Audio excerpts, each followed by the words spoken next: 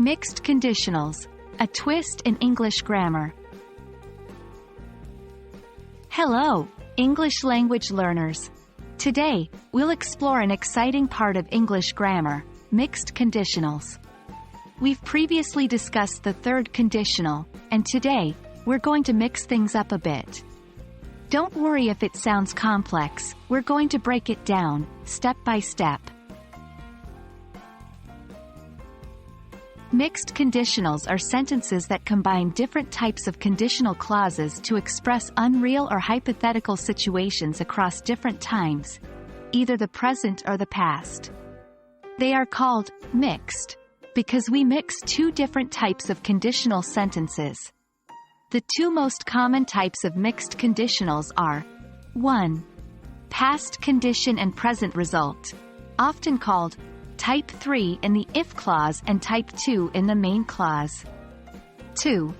Present condition and past result, often called Type 2 in the if clause and Type 3 in the main clause.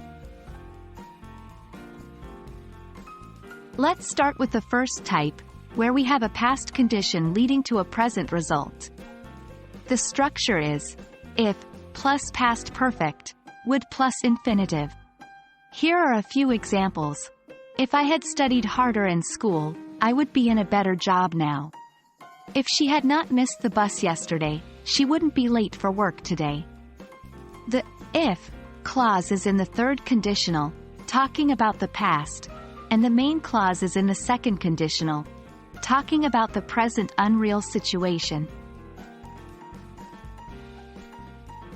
Now, let's look at the second type where we have a present or future condition leading to a past result. The structure is if plus simple past would have plus past participle. Here are some examples. If I were more outgoing, I would have made more friends in college. If she weren't so shy, she would have participated in the singing competition last year. In these cases, the if clause is in the second conditional, talking about the present or future, and the main clause is in the third conditional, talking about the past.